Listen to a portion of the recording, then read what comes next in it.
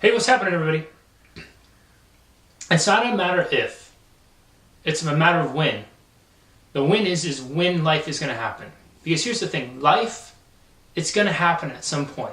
It is going to absolutely happen. There are going to be some horrible times, there are going to be some dark storms, there are going to be some thundercloud, cloudy skies, there are just going to be some absolutely painful, shitty times in life. It's an unavoidable reality that all of us will face at some point in our life. It's not a matter of if, it's a matter of when. And from my experience during those challenging times, there's really two choices that we have, and I want to share them with you all today. Choice number one is we can become the experience, and choice number two is we can choose to define the experience. Okay, let me explain this a little bit more. Choice number one, we can choose to become the experience.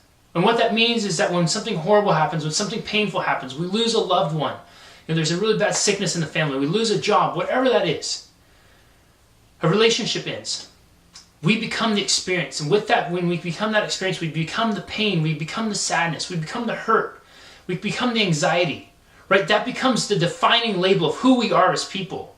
We're no longer Jesse or Joe or Jim or James or Jessica. We're pain, we're suffering, we're the victim, we're helpless, we're sad. That's something we choose to do, you guys. It's not something that's forced upon us. Nobody's standing there with a gun to our head saying, hey, you have to become this sadness. Hey, you have to become this grief. It's a choice that we do. And trust me, I understand when something horrible happens, when something painful happens, it is the worst thing in the world. But we have a choice. And I promise you, any person that we loved who has left us, anything that is worth fighting for, nothing in there would tell us to become those things, but yet we choose to do it all the time. Why? Why? Because it's so easy to get lost in grief. It's so easy to get lost in suffering. It's so easy to allow that to become your new identity that you can honestly forget who you are. Who you are. And so when you look in the mirror and you try to figure that out, all you see is pain and suffering. I do not recommend you choose this path. I do not. I've lived on this path before and it is horrible. It is far more painful, and I'm sure any of you who have walked that path will be able to back me up on this. You'll agree that it's far more painful on that path when you become that suffering, when you become that pain, than the actual event that caused it ever was. It is far more painful. What I would love you all to do, and I highly encourage each and every one of you to do, is choose choice number two, which is we can choose to define the experience. We can choose to define that which happens to us. Rather than allowing it to define us, rather than allowing us ourselves to become it, we choose to define it.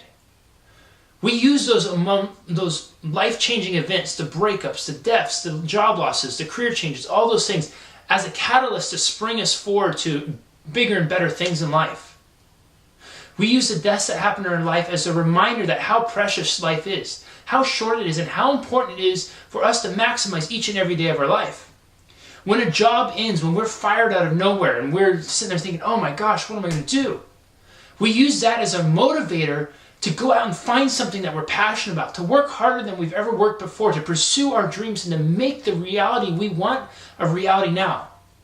When a relationship ends, rather than sitting there bemoaning and going, oh gosh, what happened? We step back and we think, man, what did I learn? How can I become a better person? How can I learn and grow here so that I can make my next relationship the best relationship ever? How can I make my next relationship the best relationship ever? These are much more empowering perspectives because what it's doing is it's letting us, and we're making the choice to take an experience, choosing when life happens, because it's not if, when it does happen, we're taking that and we're turning it into something powerful, something that we have control of. And no longer are we going to be a victim now. Now we're choosing the path of a victor. And on that path, there is no limit to how far we can go or what we can do and accomplish. It just starts with making a choice. Are we going to choose the path of victim or victor? Are we going to choose to let something that happens define us? Or are we going to choose to define it? Are we going to become the experience? Are we going to become what happens? Are we going to choose to take that experience and use it as a driving force to live our absolute best and most amazing life possible? We have a choice. We're going to choose one or the other. I highly encourage you all to take choice number two. Because your life on that path, there's nothing but greatness waiting for you. I'll talk to you all soon.